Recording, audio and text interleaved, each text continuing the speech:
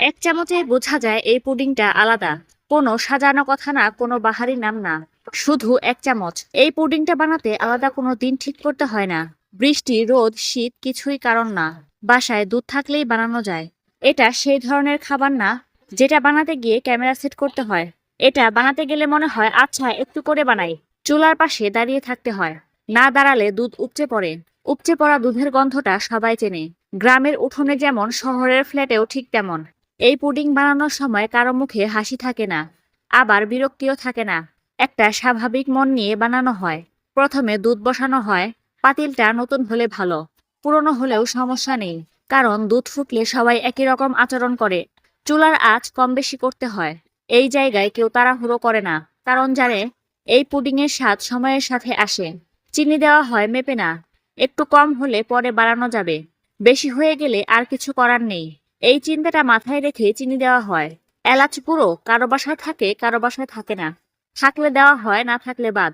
এই পুডিং কাউকে বোঝানোর জন্য বানানো হয় না, এটা বানানো হয় খাওয়ার জন্য। চামচ দিয়ে নেড়ে নেড়ে দুধ ঘন হয়, রং একটু বদলায়, ঘ্রাণটা ধীরে ধীরে ভারী হয়। এই সময়ে কেউ পাশে এসে বলে, হয়ে গেছে? উত্তর আসে, আরেকটু। এই আরেকটুটাই পার্থক্য। এই পুডিং খেলে কেউ বলে না ওয়াও, কেউ বলে খুব ডিফারেন্ট, বরং বলে ভালো হয়েছে। এই ভালো হয়েছে কথাটা খুব সাধারণ, কিন্তু খুব ভারী। এক চামচ মুখে নিলে বোঝা যায় চিনি জ্বলে যায়নি, দুধ কাঁচা না, কিছুই আলাদা করে চোখে পড়ে না, কিন্তু সবকিছু ঠিক জায়গায় আছে। এই পুডিং ফ্রিজে রেখে ছবি তোলার জন্য না, এটা রেখে দেওয়া হয় যেন পরে আরেকবার খাওয়া যায়। রাতের খাবারের পর, অথবা বিকেলে হালকা ক্ষুধায়, অথবা কেউ হঠাৎ এলে। এই পুডিং এর বাটি খালি হলে কেউ আফসোস করে না, কারণ জানে আবার বানানো যাবে। এই পুডিংটা আলাদা লাগে, কারণ এটা দেখাতে চায় না যে আলাদা। একটা পারফেক্ট পুডিং বানাতে আমাদের যেসব উপকরণ দরকার সেগুলো হলো: 1 লিটার দুধ, 4 থেকে 5 টেবিল চামচ চিনি, 2 টেবিল চামচ কর্নফ্লাওয়ার, আধা কাপ পানি, সামান্য এলাচ গুঁড়া। প্রথমে দুধ চুলায় দিয়ে মাঝারি আঁচে ফুটিয়ে নিয়েছি। কর্নফ্লাওয়ার পানিতে ভালোভাবে গুলে নিয়েছি। দুধ ফুটে একটু ঘন হয়ে গেলে চিনি দিয়ে নিয়েছি। এবার খুব ভালো মতো নেড়ে কর্নফ্লাওয়ারের মিশ্রণটা দিয়ে নিয়েছি। এবারে আঁচ কমিয়ে লাগাতার নাড়তে থাকবো। ঘন হয়ে এলে এলাচ গুঁড়ো দিয়ে দিয়েছি। এরপর চুলা থেকে নামিয়ে পাত্রে ঢেলে ঠান্ডা করে নিয়েছি।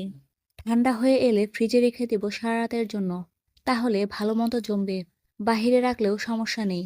এই পুডিং খেতে গিয়ে কেউ বাহবা দেয় না, চুপচাপ আরেক চামচ নেয়। রেসিপি আলাদা না, উপকরণ দামি না, তবুও এক চামচে ধরা পড়ে পার্থক্য।